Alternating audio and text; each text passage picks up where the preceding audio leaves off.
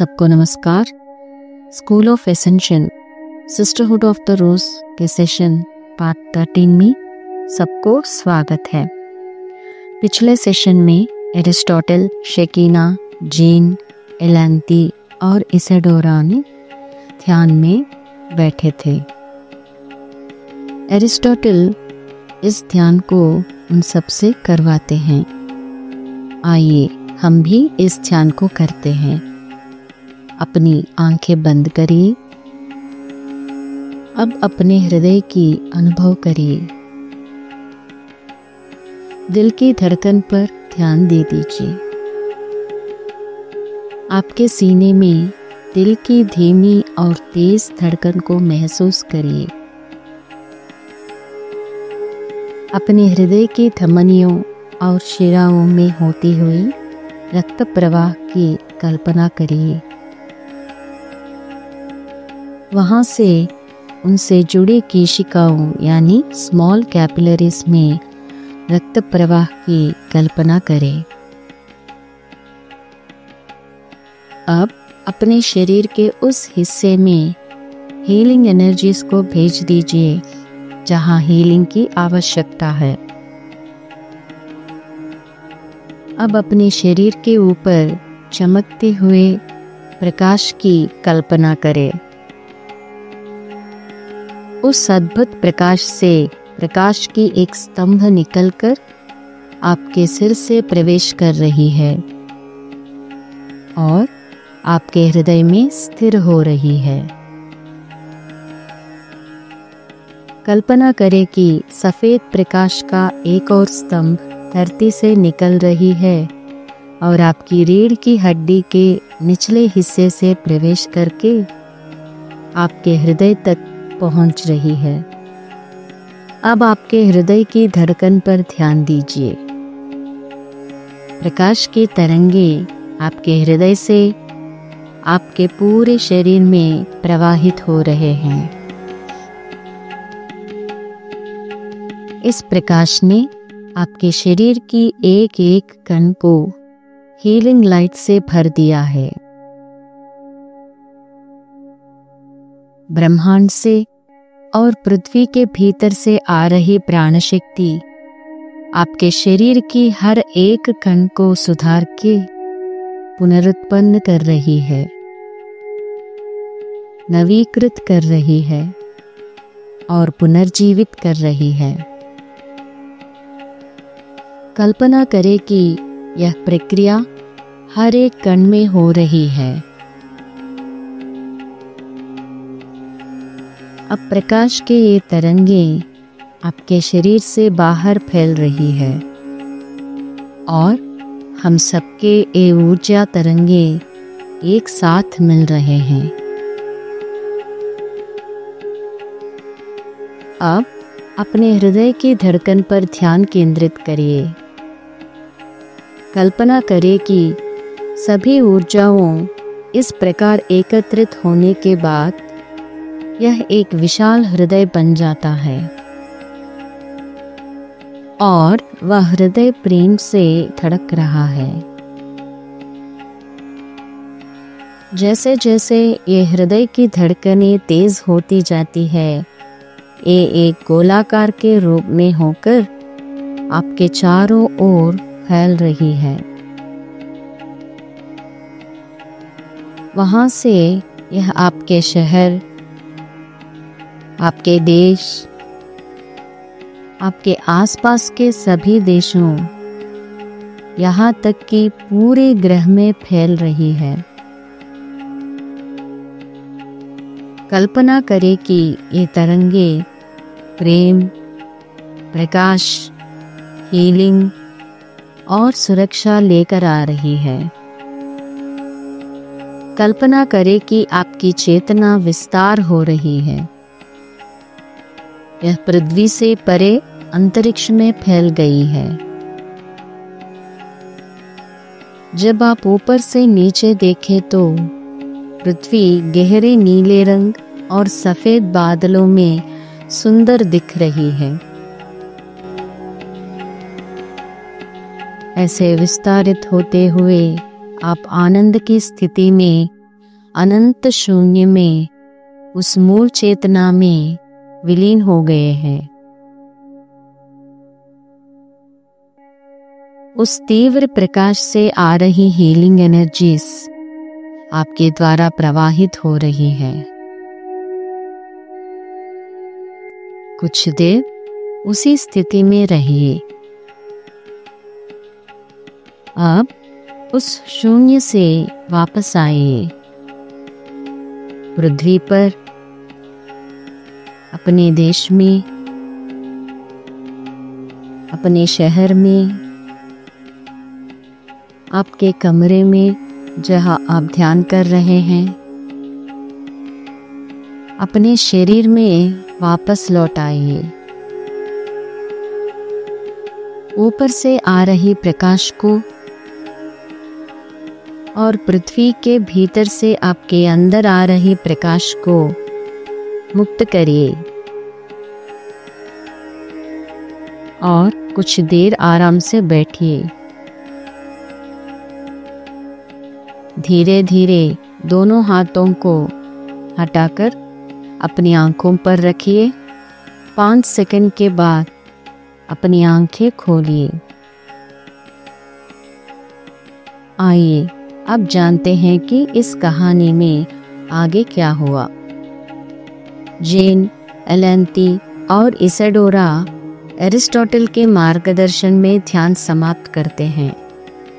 ध्यान समाप्त होने के बाद एरिस्टोटल अपना आंखें खोलते हैं और उन तीनों को देख के उनकी आध्यात्मिक उन्नति का आकलन करता है। वह जेन और एलेंती को देखता है और यह जानकर खुश होता है कि वे अपने अगले जन्म में एसेंड हो जाएंगे। जेन और एलेंती की स्थिति तक पहुंचने में इसाडोरा को कुछ जन्म लगेंगे। उसकी आत्मा का विकास थोड़ी धीरे धीरे हो रही है। जेन अपनी आंखें खोलती है और चारों ओर देखती है। उसे याद नहीं आ रहा है कि वह कहाँ है। जेन अपने आप के, एरिस्टोटल, शेकीना के पिछले जन्मों को ध्यान में देखती है। जेन अपने एक पिछले जन्म में उसके साथ लगभग 12 लड़कियां को देखते हैं। वे सभी कई जन्मों से पृथ्वी पर एक साथ काम कर रहे हैं। जब भी ये 12 लोग एक जन्म में मिलते हैं तो वे अपनी ऊर्जाओं को विलीन करके इन ऊर्जाओं को उन लोगों तक कैसे पहुंचाया जाए ये सब सीखते हैं। वे हर जन्म में यही काम करते आ रहे हैं।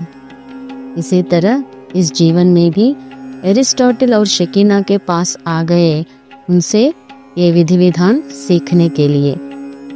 वे ये बात दृढ़ता से सिखाते हैं कि जो लोग प्रेम, हीलिंग और सुरक्षा नहीं मांगते उन्हें ये ऊर्जाएं नहीं भेजना चाहिए, क्योंकि यह दूसरों की स्वतंत्र इच्छा यानी फ्री विल में दखल देना है। हमें उनकी अनुमति के बिना ऐसा नहीं करना चाहिए। जीसस ने कहा, ask and it will be given. इसका अर्थ, यदि तुम मांगोगे तो तुम्हें दिया जाएगा। जेन का यह विजन यही बंद हो जाता है। तब जेन को एक बात स्पष्ट हो जाती है। उसे ये वास्तव एहसास होता है कि 1200 वर्षों के बाद इस धरती पर दिव्य स्त्री तत्व शक्ति पुनः स्थापित होने का समय आ गया है। जेन को समझ में आता है कि वो और उसके साथ पवित्र भूमि की यात्रा कर रही ये सभी महिलाएं भी इस अद्भुत घटना का हिस्सा है। जब जेन अपनी आंखें खोलती है तो उसे ऐसा लगता है कि शेकीना उसे देख रही है। वो समझती है कि एरिस्टोटल और शेकीना ने उसे उसके पिछले जन्मों को देखने में मदद करने के लिए अपनी ऊर्जा भेजी है। ये दोनों पति पत्नी दूसरों के अंतर्गत विचारों को पढ़ लेते हैं। एलेंती और इसाडोरा अभी भी ध्यान में है। इनर वर्क की वजह से जेन को बहुत भूख लगती है। जब सभी लोग नाश्ता कर रहे हैं तब जेन एरिस्टोटल से अपने संदेहों को पूछती है। वे कहते हैं कि मैंने अपने विजन में अंतरिक्ष में सूर्य के चारों ओर ग्रहों को घूमते हुए देखा। ऐसा कैसे हो सकता है? चर्च के प्रीस्ट कहते हैं कि पृथ्वी ब्रह्मांड के केंद्र में है और अन्य सभी ग्रह इसके चारों ओर घूमते हैं। गोजो की हाई प्रीस्टेस ने हमें बताया कि ग्रहों ने सूर्य के चारों ओर घूमते हैं।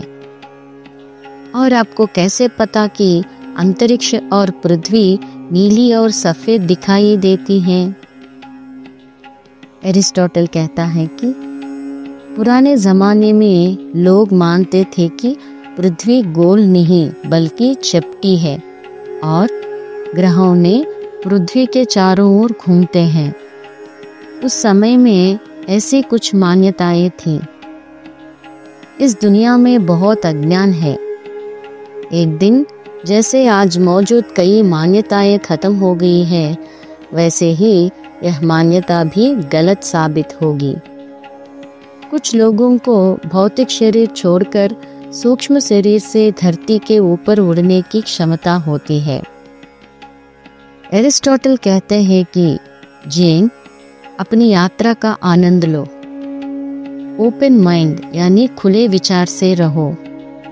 आमतौर पर हमारा आंतरिक गुरु हमेशा सच ही बताता है। जब हम ओपन माइंड से होते हैं तो हमें ज्ञान प्राप्त होता है। अगर हम तार्किक मन यानी लॉजिकल माइंड से सोचे कि यह सही है या गलत, ऐसे कैसे हो सकता है? ऐसे हम सोचे तो जो ज्ञान हमें दे रहे हैं वो हम नहीं ले सकते। तभी इसाडोरा का सर्वेंट स्पीटो दौड़ता हुआ आता है और उत्साहित होकर कहता है कि मैंने एक अद्भुत सपना देखा। आमतौर पर मुझे कोई सपना याद नहीं रहता, लेकिन यह सपना मुझे बहुत अच्छी तरह से याद है। एरिस्टोटल उससे सपने के बारे में बताने के लिए कहते हैं। स्पीटो कहता है कि मैं अपने कुत्ते के साथ जंगल में घूम रहा था। वहां मैंने एक सांप को पेड़ के तने में लिपटा हुआ देखा। मेरा कुत्ता उस पर कूद पड़ा। सांप कुत्ते को काटने ही वाला था। जब मैं कुत्ते को बचाने के लिए जा रहा था, सांप ने मेरी कलाई पर काट लिया। सांप के जाने के बाद मैंने अपनी कमीज फाड़कर अपना कलाई पर बांध ली और थोड़ी देर आराम करने के लिए बैठ गया। उस सपने में सांप के काटने से मेरी मृत्यु तो नहीं हुई, लेकिन मुझे एहसास हुआ कि मेरे अंदर कुछ परिवर्तन हो रहा है। शकीना उसका सपना ध्यान से सुनी थी और उसका व्याख्यान इस प्रकार करती है। जब सांप ने तुम्हारी बाएं कलाई को काटा तो तुम्हारी सहज स्त्री शक्ति जागृत हुई। यह तुम्हें तुम्हारे पशु स्वभाव पर विजय दिलाएगी। अब तुम बुद्धिमान और समझदार हो जाओगे। अब तुम्हें नौकर की तरह काम नहीं करना पड़ेगा। शकीना इसाडोरा की ओर देखती है और पूछती है कि क्या तुम स्पीटो को जेन के साथ पवित्र भूमि भेजने के लिए तैयार हो? इसाडोरा हाँ कहती है और शकीना से कहती है कि अगर आपकी यही इच्छा है तो मैं स्पीटो को जरूर भेजूंगी। शकीना कहती है कि यह सपना स्पीटो के लिए एक संकेत है कि वो महिलाओं के इस समूह के साथ पवित्र भूमि की यात्रा करने और इस यात्रा में उनके रक्षक बनने के लिए पात्र है। इसका अर्थ है कि इस सपने के माध्यम से स्पीटो की दिव्य स्त्री शक्ति जागृति हुई ताकि वह उनके रक्षक के रूप में साथ रहे। तुम उनके साथ जाने तक नौकरी करो ताकि तुम अपने साथियों में ईर्ष्या या क्रोध नहीं जगाओगे। एलेंती और जेन को ध्यान के समय एक ही विजन्स आते हैं। वे एरिस्टोटल के बगीचे में विचारों में डूब के शांति से बैठते हैं। एलेंती कहती है कि यह सचमुच एक बहुत ही पवित्र स्थान है। यहाँ स्वर्ग और पृथ्वी एक साथ मिलते हैं। यहाँ एक विशेष पुरुष और महिला शांति और सद्भाव से रहते हैं। अपने ज्ञान, अपने कला, स्वादिष्ट भोजन, अपने घर, ये सबको मेहमानों, अपने आसपास के लोगों और दुनिया के साथ साझा करते हैं। वास्तव में यह स्थान आध्यात्मिक कंपन यानी स्पिरिचुअल वाइब्रेशंस में गोजो मंदिर से भी अधिक महान है। वे अपने कमरे में जाते हैं और खुशी से सो जाते हैं। 1 घंटे बाद शिकीना आके दरवाज़ा खटखटाती है और उन्हें जगाती है। एलेंती पूछती है कि हम क्यों इतने थके होके गहरी नींद में चले गए। शिकीना कहती है, ऐसा कभी कभी यहाँ आने वाले मेहमानों के साथ होता है, खासकर उन लोगों के साथ जो समुद्र तल से यहाँ आते हैं, क्योंकि इस पर्वत पर एथरिक एनर्जीज बहुत प्रबल होता है। जब वो सोते हैं तो ये एनर्जीज उनके सूक्ष्म शरीरों पर काम करती हैं, इसलिए सोना ही अच्छा है। आगे क्या होता है नेक्स्ट वीडियो में जानते हैं। धन्यवाद। Victory of the light.